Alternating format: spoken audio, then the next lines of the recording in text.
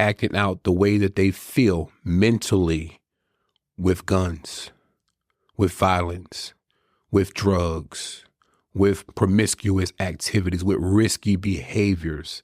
They're looking for love. My phone number is open 24 hours a day. Ain't that right, Mike? Yes, sir. It's not a time that you can't call my phone, because when they call, I want to be there.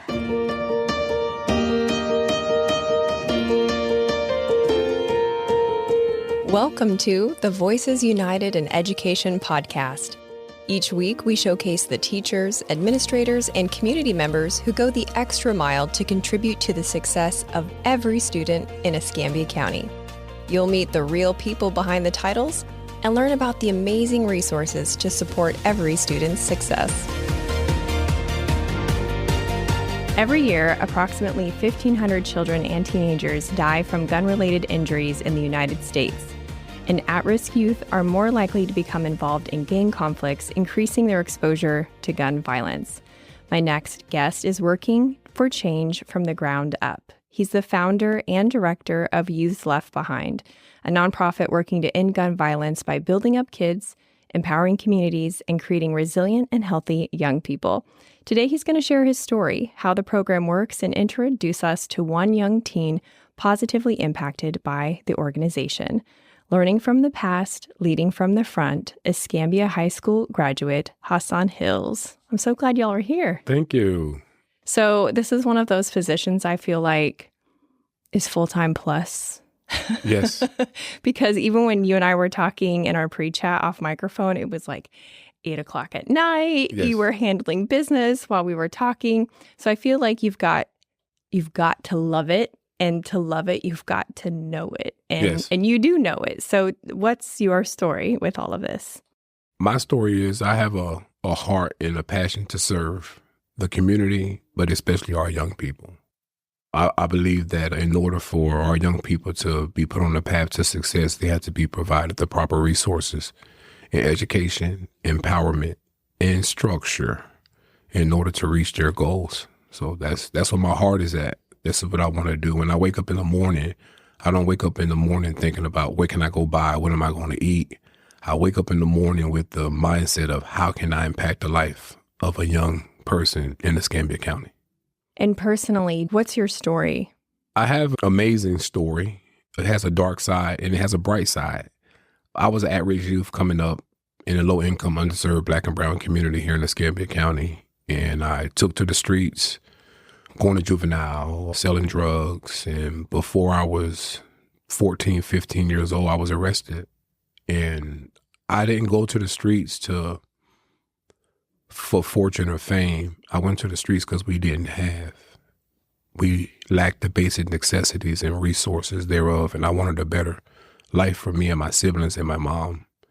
And what started off as just means to put food on the table led to greed and life of crime. And before I was 20 years old, I was sentenced to life in federal prison for a nonviolent drug offense. How do you get sentenced for life for a nonviolent drug offense?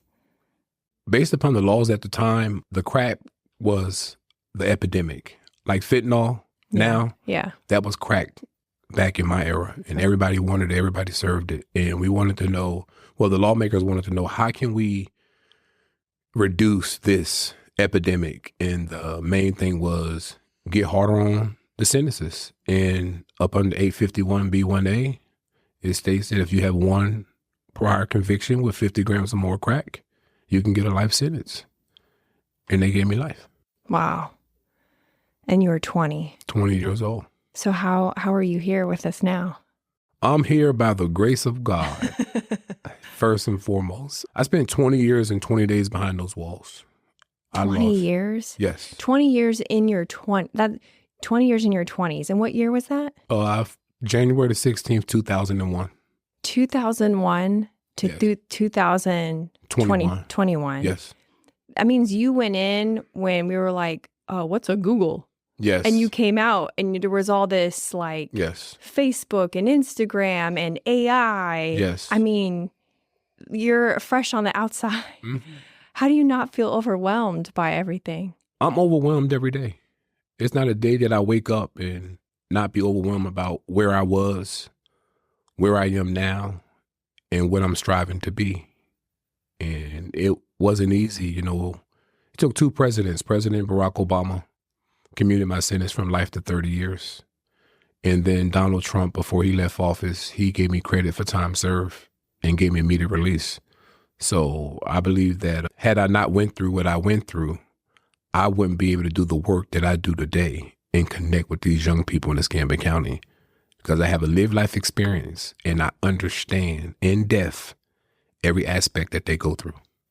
Yeah, every aspect. Because we're not just talking about your time spent in prison. We're talking about extended time in prison with a life sentence, which Yes. means that your cellmates were probably interesting. Yes. And probation is no little thing. It's not like, oh, you're out, yay. It's like it's a thing. Yes, it's a thing. But when you change your mindset and you have goals and aspirations and you have people that support you, That's big. I must say that re-entering back into society, I had a great support system, and a lot of people returning back from doing prison time or jail time, that's where we feel them at.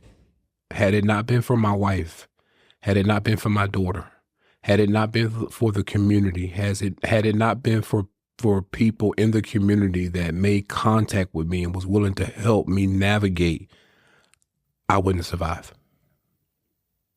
So I'm grateful for that. And you were married before you went in? Yes, I've been married. Next year will be 25 years. Wow. Been married to my wife, Katrina. We have one daughter and two grandkids. Wow.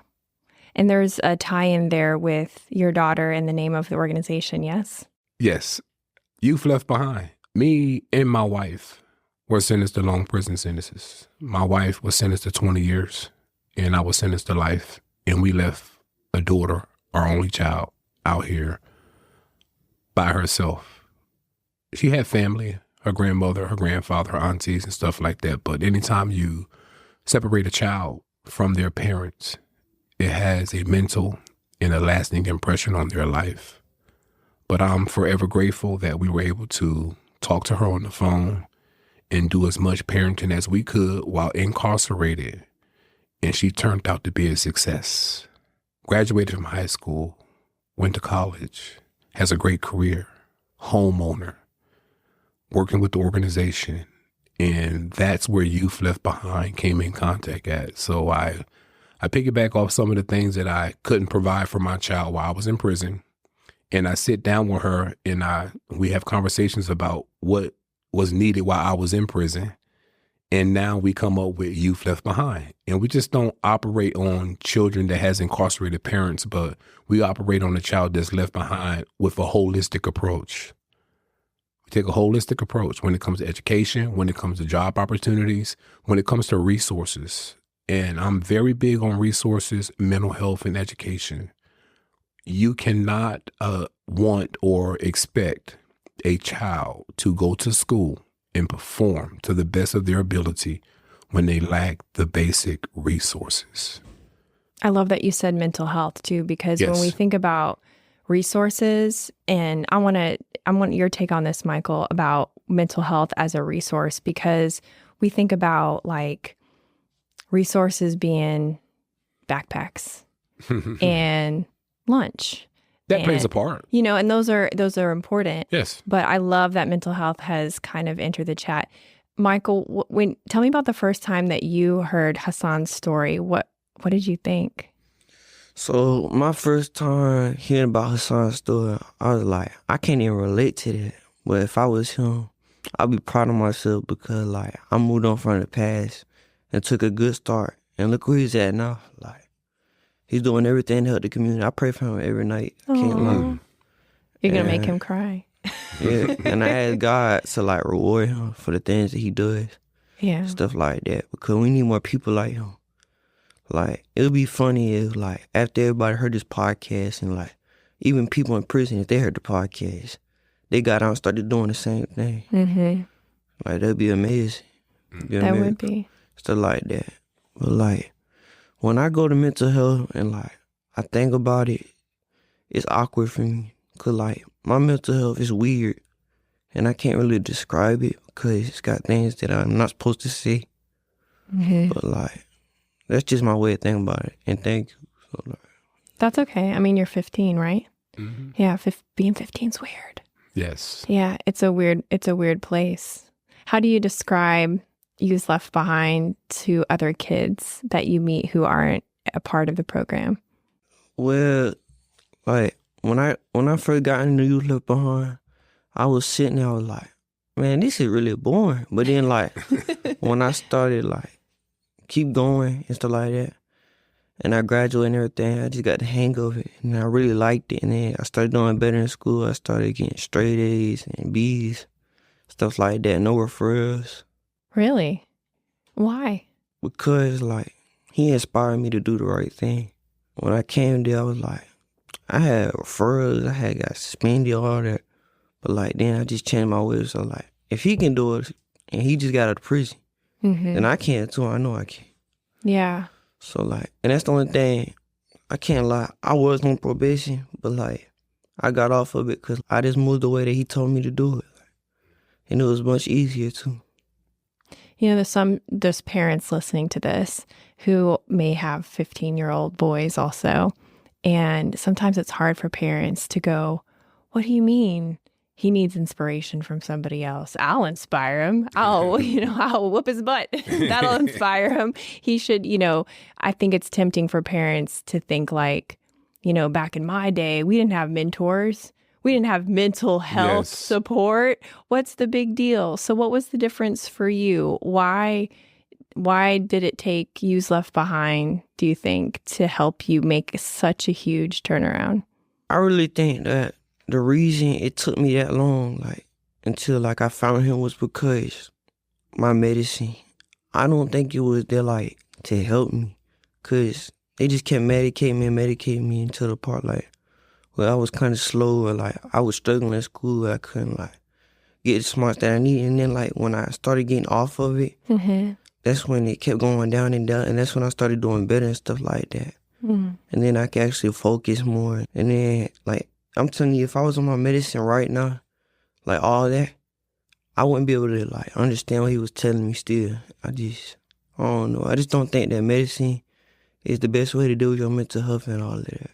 I agree too, Mike. And the reason why I agree is because I'm not disputing medication, but we have to understand that we're dealing with a different generation of young people. And these young people, they don't want to hear from their mom or dad. They don't want to hear. They want you to be parents. They want you to be stern. They want you to love them. How many parents get up in the morning and actually tell their sons or tell their daughters, I love you, it's going to be all right. Or you're going to make it. We're going to get through this. They need that outside source that lives and walk the talk, that can inspire them, uplift them, and motivate them. And if that outside source is providing that type of mentorship to the child, it coincides with what the parent is already telling them, and they're more prone to do it. And that's why Youth Left Behind is so unique and able to reach a child or youth wherever they're at. It's just like we started our program as 8 weeks and then take off for 2 weeks. But when I made a connection with young men like Michael and several others, it takes 8 weeks to build a relationship. And once you build that relationship, then you can better understand the challenges that these young men are facing here in our county. And once they open up and entrust in you, it's your duty to go out and put them on a path to success and find the resources. And most people think, well, he's hollering resources, this, and resources is more than money. When I mean resources, I mean, what do you do when you walk into a child's house that you're mentoring? They don't have sheets on their bed. They don't have a toothpaste. They don't have toothbrushes. You have to first hit it right where it's at the root. So we're going to provide the sheets on the bed, the pillow, toothpaste, toothbrush. We're going to provide the backpack. We're going to provide the school clothing. We're going to provide the food. And then we're going to work on the overall aspect of mentorship and structure. And I know for a fact that when you provide those things with a parent that's being a parent and not a friend, Because this generation, these parents, they're too friendly with their children, first and foremost. You're a parent. I'm not telling you not to be friendly with them, but a 13, 14, 15, 16-year-old kid doesn't have the right to make a decision as to what they're going and not going to do. If you feel as though a program is designed, and I'm not talking about mines, overall, any program that can better help your child do great, then you should be telling your child, you're going to that program. It's not, do you want to go? I don't want to go. That's not the way it is. And that's what we mess up at. And then they have the same friends as their children, some of them. Your friends, your children friends shouldn't be your friends. They should look at you as a mother and respect you.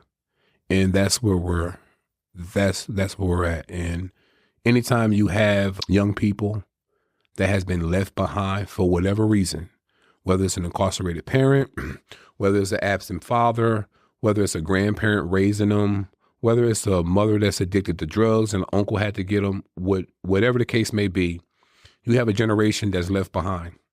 Then you have the oldest of the siblings raising the younger ones. The grandmom is doing the best that she can, the auntie, the uncle, whatever the case may be. And before you know it, you have another generation that has came. And all that left unchecked leads to where we're at today. Mental health, drug addiction, high school dropouts, juvenile delinquents, because you have a generation that was left behind to another generation that was left behind.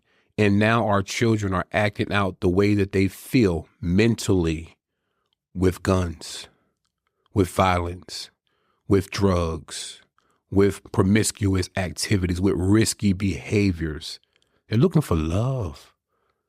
My phone number is open 24 hours a day. Ain't that right, Mike? Yes, sir. It's not a time that you can't call my phone, because when they call, I want to be there. And if I can't help, I want to be able to reach out to the community and do a referral to provide whatever it is to put these young men, and I deal with some girls on a certain level, on the path to success. Because guess what I view them as? I view them as assets, not liabilities. I love that. You talk about support structure. What is the structure of a youth becoming involved with the organization? What does that look like? Can you paint a picture? Like, a parent's listening to this right now and they're like, you know what, Hassan, you're right. I want my kid to be friends with Michael. Michael sounds really cool. He needs good influence. Walk me through the steps and what it looks like, because I want to take it from the macro to the micro for the listener. First and foremost, you have to be willing to abide by the rules and regulations of Youth Left Behind. And our rules are simple. It's part of our mission statement to create a respectful and responsible community. If you ask yourself, is it respectful? Is it responsible? And you can answer yes, you can do it, you're in line. If you have to second guess yourself as to is it respectful or responsible, you shouldn't be doing it. It's unacceptable. So what we do is we bring them in, no matter what they done, DJJ referral, messing up in school, messing up at home. And for the first class, we sit down and let them write down their short-term, mid-term, and long-term goals. Once we do that, the next class, I take that paper and I forward it to my continuing care coordinator, who's on a volunteer basis, which is my wife, and she goes over it. Based upon what you put on the paper, we come up with a treatment plan for the stuff that you said you want to do, and we just put it before you and help you reach those goals. So it's student-led in a way. Yes, but not so much as telling them what you put down we're going to do. Kids these days don't want to be told what to do. Simple as that. So you have to just refocus it. You have to figure out a way to get it in there, to get it through their head. And that's our way of getting it through them. What you want to do. Mm-hmm. How can I empower you? Putting what do you the agency back in years? their lap, basically. Yes. Yeah. And they feel as though, I decided I want to do this and I did it. I saw on Facebook, on your Facebook group or Facebook page, that you have regular meetings or something. Empowerment, something. Can you talk about that? Yes. We meet every Tuesday night from 5:30, 6 o'clock to 8:30 year round now. And now that school is out, the boys called me when school got out. They was like, Mr. Hassan, we ain't got nothing to do. School is out. So we didn't start meeting early. So I start picking them up around about 12, Mike. Yes, sir. Around about 12 o'clock, and they get to come to the clubhouse, and they got video games there, And we have like a TV, and we got the little karaoke machine and little games. And for the first 3-4 hours, they just sit there and just have fun. And then later on in the day, we might throw some stuff on the grill or do something like that. And then we get the comprehensive aspect of it. And the comprehensive aspect of it is you want to allow children to be kids, but at the same time, you want to always keep the structure there. So they know that when that bell rings, it's time for group. And that's where I implement the structure aspect of it. And what you'll come to realize is that these kids just want to have somewhere where they can have fun and be safe. That's the main thing. And we work with kids all throughout Escambia County, from the north end of Escambia County to the south end, north end, east end. We have one 7-passenger van, and we transport anywhere between 18 to 22 kids every Tuesday. Oh, my goodness. And our van driver has to make 3, sometimes 4 trips. Wow. You need another van.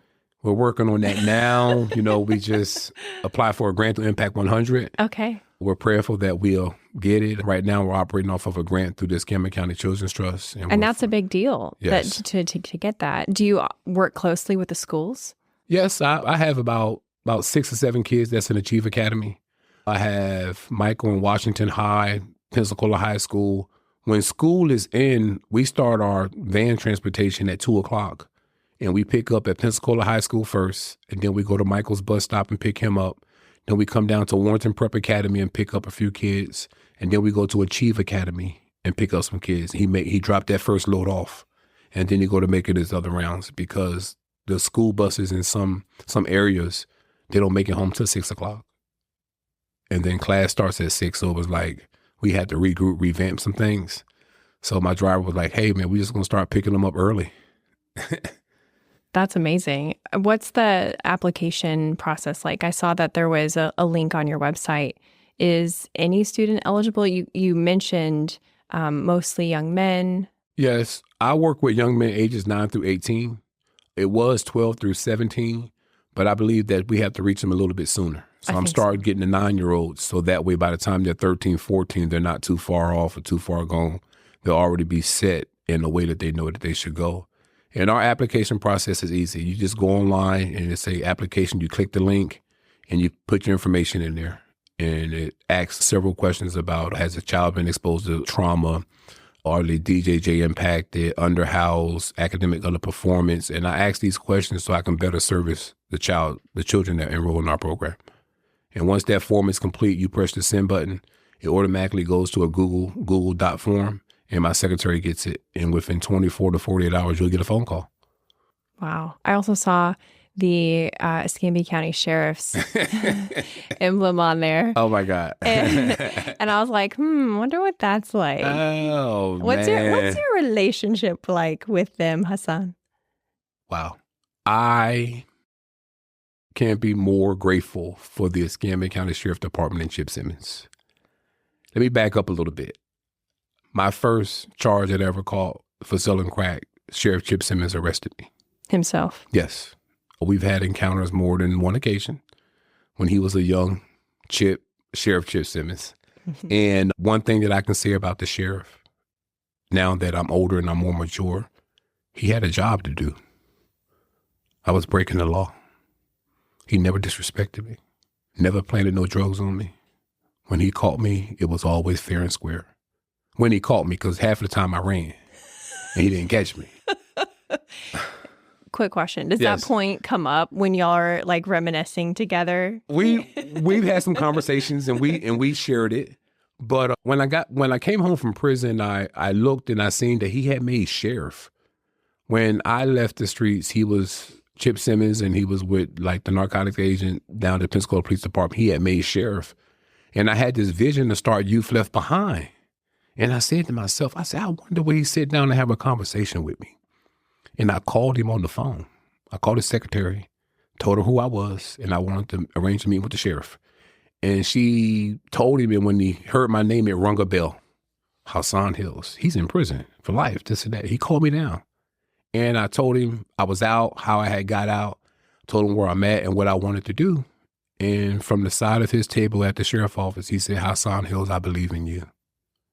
And those words hit me more powerful than any words that I've ever heard since coming home from prison, especially coming from law enforcement, especially coming from the person that arrested you, especially coming from somebody that you once couldn't stand, didn't like. I always respected him, but I didn't like him because I wanted to get away with my stuff. And the sheriff has been the sheriff department and the Sheriff Foundation has been very, very, very, very, very, very grateful and giving to youth left behind. We didn't have a van. I was transporting kids in my car. And when the sheriff found out about it, he said, I want to build a bridge for the children of Escambia County, not a barrier. And they bought us a van. Oh, wow. Yes, he bought us a van. And when we got ready to start our program, we lacked funding. And he came on board and he provided the funding for us to start our initial group session for our program. And then other organizations came on board, and Walmart and Humana and Five and Below and the Butcher Shop and the Escambia County Children's Trust believed in us, and Sunshine Health. It's just been so rewarding to see the outpouring support from the community for this small organization that's doing great things in our community. It's a big deal. Yes, it is. To me, it is. It's so validating. And I think when you're talking about parents and their relationship with the kids, I think it's all about the validating what the parents want. Yes. And it doesn't have to be all on them. No. You were talking about community resources and how much that meant to you when you were out. And without it, you wouldn't have been able to succeed in the way that you have. And I think an organization like this provides that support for parents who mistakenly may believe that they have to do it all on their own. And maybe, Michael, you as a teenager, you have felt like, oh, I have to do this by myself. But now you know that you don't. But part of just that, I got to make it today. I got to make it today. Yes. I got to make it this moment and the next moment. That survival mindset can really put you in a tunnel. Another thing you have to realize is that at this point in time where we're at in life, you have to be able to allow a child to express themselves. And a lot of parents don't understand that the children be crying out for help or crying out for love or crying out for something. And you have to know the signs to know when your child is not being the same, where your child is at, who your child is hanging with, how they're doing in school, what are they eating, what are they reading, what are they watching on TV, what are they doing on their phone. It's just certain aspects that we as parents lack, grandparents too. But I do my due diligence with my grandchildren. I do random book bag checks. I just get up in the morning and take my grandkids to school every day or to the bus stop. And randomly, all right, I get them up 20 minutes early. But all right, come on, let's go. When they get to the door, all right, drop your book bag. And I go through their book bags. I sure do. I go through them. I check them, make sure ain't nothing there. They ain't supposed to be. I ain't pass them no candy or no note or just certain steps that we have to take for our children. Because at the end of the day, they're kids. And Mike can attest to that too. Mike is somebody that I invest a lot in. I see the potential in him. I know that he wanted to do better. And he's always had the mindset that he's going to do better than the past generation in his family. And so I talk to him and I inspire him and I motivate him. And at the same time, he opens up and let me know where he's at. And it ain't been easy. Mike ain't been peaches and cream the whole time, but he's not where he used to be. And that's the whole thing. Putting them on the path to success, seeing that evidence-based progress of a child. And I don't do it on my own. I have a team. I partner with different organizations. I don't provide education as far as like schooling, but we're vamping out tutoring, hopefully this coming school year, that they can come get tutoring. But I refer out to AMI Kids for my young youth that need schooling, I refer out to the Blazer Academy with the Sheriff Department, that 8-week program. See, I'm the continuing care aspect of mentorship. And we have so many other different organizations throughout Escambia County that provide 6-week, 8-week, 12 weeks program. And you refer your children out to those to get the aspect of the things that's not at Youth Left Behind, but as that village that we all talk about, we're all doing our part to build the quality of life of the children of Escambia County.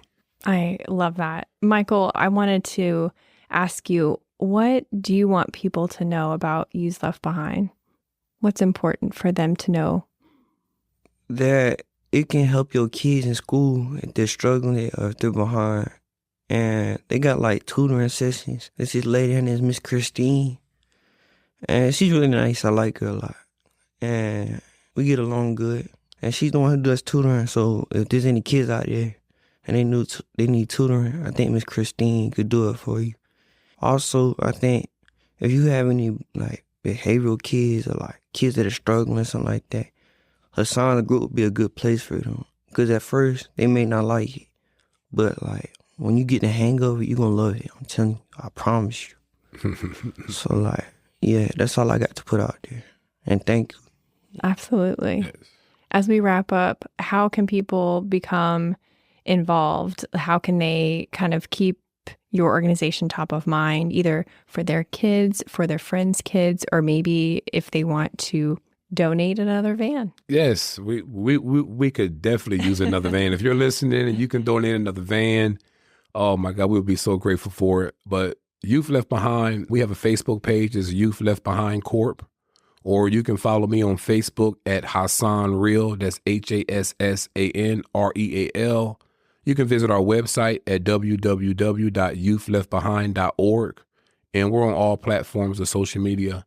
And you can go on our website. It'll give you an inside peek of what we do, how we do it, and why we do it. And on that note, I want to leave the children out there or the parents that's listening to this method that we have with Youth Left Behind. Our peer group empowerment pledge is, all right, so the pledge is, as long as I am in the world, I'll be the light of the world. I'll learn from my past mistakes and strive to reach new horizons. I empower my fellow men, creating a goal of respectful and responsible community.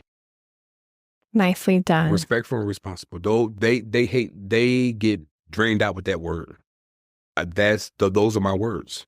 Respect and responsible. You can tie those two words in anything you do in life, in any aspect. And if you stay in line with those two things, you're on the path to success. Respect, responsible. Thank you. That's a wrap. Fantastic, guys. Thanks for listening. Be sure to subscribe and share. Voices United in Education is a production of Escambia County Public Schools.